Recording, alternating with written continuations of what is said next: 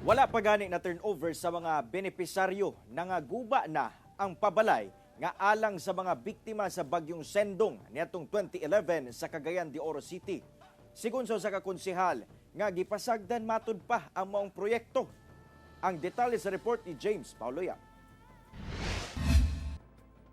Viral karon sa social media ang mga hulagway nga gipost ni Cagayan de Oro City 1st District Councilor Malvern Esparcia kung nasa makita sa mga litrato ang itsura sa mga panimalay sa 722 housing project sa Barangay Lumbia. Nangaguba na kuno og ang uban gipangkawat ang mga lababo o mga jealousy sa bintana nga wala pa gani na turnover sa mga benepisyaryo. Kini karon ang kasamtangang kahimtang sa 722 housing project dinhi sa sitio Pahiron sa Barangay Lumbia, Cagayan de Oro City.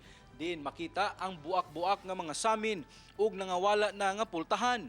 Gani, pipila ka mga housing units sab ang nahugmak na gumikan sa pagdahili sa yuta. Sumala sa tsud nga ilan na kunong gipaabot ngadto sa kontraktor sa project ang maong problema. Ug sumala niya nga willing man sab moabaga ang kontraktor alang sa repair sa maong mga housing units. Sumala sa konsehal nga daw gipasagdan sa City Housing Urban Development Department Kunsud ang maong proyekto nga gidonar pa sa Japanese government alang sa mga biktima sa bagyong Sendong niadtong 2011. So sayang ba ang unit na naguba na lang, wala mahatag sa mga tao. Tapos ikadua, hinatag biya na sa laing tao, di ba? Murag kita ba kung manghatag tao butang o donasyon tapos gipasagdan lang, basin niya malugda.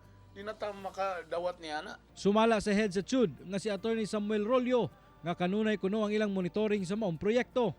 Gibutyag niya nga aduna nay 225 ka mga units ang ilang na turnover sa mga benepisyaryo ug nagpadayon sab kuno ang konstruksyon sa nabiling dulang 300 ka mga units. Naundang lang kuno ang pagtrabaho sa maong housing project gumikan sa pandemya sa milabayng 3 ka tuig. Willing man daw sila. Ang ila lang daw nga kinanglan kung ilang i-repair, ilan na pamutong mitana. Puy anagyud kay basin og mao gyapon may tabo kung walay tao. Nagpahigayon na sab kuno sila karon og profiling alang sa mga benepisyaryo nga nahatagan sa maong housing grants nga wala mipuyo sa ilang balay. Kini aron mahatagan sila og notice og mapatubag tungod posible kuno nga makansila ang ilang housing grant ug ma-award kini sa laing pamilya. Kada man kung awardee ka sa atong housing, regardless bisag asa, na kay undertaking ang imo ginapuy within 21 days, otherwise ma-forfeit. So katong nakita namo nga gipang abandonar, we do not know ano naman sa mga factors nga ano man good. So amo na silang per-record based lang sa among record nila, amo na silang gipang notice. Kauban si Jaybert Pairat sa kamera.